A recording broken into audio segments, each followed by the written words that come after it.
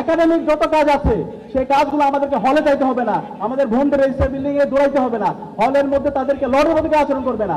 আমরা আমাদের register building কে paperless করবো, সে ঘরে বসে তার সামগ্রিক ভর্তি প্রক্রিয়া থেকে শুরু করে অ্যাডমিনিস্ট্রেটিভ সব কাজগুলো করতে পারবে। শিক্ষার্থীদের ম্যান্ডেট পেয়ে যখন আমরা প্রতিনিধিত্ব করার সুযোগ পাবো, আমরা সবার আগে ঢাকা বিশ্ববিদ্যালয়কে একটি স্বপ্নের ক্যাম্পাস নির্মাণ করার জন্য আমরা এক্সিকিউটিভ প্ল্যান এবং আমাদের পলিসিগুলো ঠিক করব।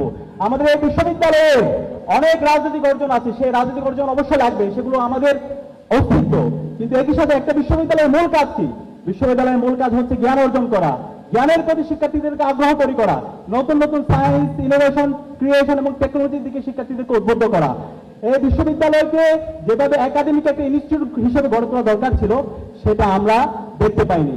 ইনশাআল্লাহ আমাদের প্রথম দাবি থাকবে, এবং আমরা এই বিশ্ববিদ্যালয়কে সর্বপ্রথম যে কাজটা করবো সেটা হচ্ছে ঢাকা বিশ্ববিদ্যালয়কে একটা পলিটিক্যাল ইনস্টিটিউট থেকে এটাকে একটা একাডেমিক ইনস্টিটিউট করবে ইনশাআল্লাহ। সেই একাডেমিক ইনস্টিটিউট করার জন্য আমাদেরকে শিক্ষক নিয়োগ যে প্রক্রিয়া আছে সেটাকে পরিবর্তন করতে হবে। এখানে কোনো দলীয় বিবেচনায় কোনো শিক্ষক নিয়োগ হবে না, শিক্ষক নিয়োগ হবে মেরিটোরিয়াসের ভিত্তিতে।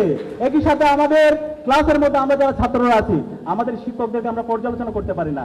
এই যে ক্লাসের মধ্যে আমরা শিক্ষক যারা আছি, শিক্ষকরা হবে আমাদের সিনিয়র স্কলার, আমরা যারা ছাত্ররা আছি আমরা হবো জুনিয়র স্কলার।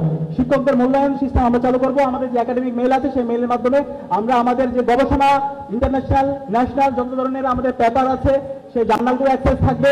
আমাদের যে ভর্তি প্রক্রিয়া থেকে শুরু করে একাডেমিক যত কাজ আছে সেই কাজগুলো আমাদেরকে হলে যাইতে হবে না, আমাদের বোনদের রেজিস্টার বিল্ডিং এ দৌড়াইতে হবে না, হলের মধ্যে তাদেরকে লড়ের মধ্যে আচরণ করবে না। আমরা আমাদের রেজিস্টার বিল্ডিং কে পেপারলেস করবো, সে ঘরে বসে তার সামগ্রিক ভর্তি প্রক্রিয়া থেকে শুরু করে অ্যাডমিনিস্ট্রেটিভ সব কাজগুলো করতে পারবে।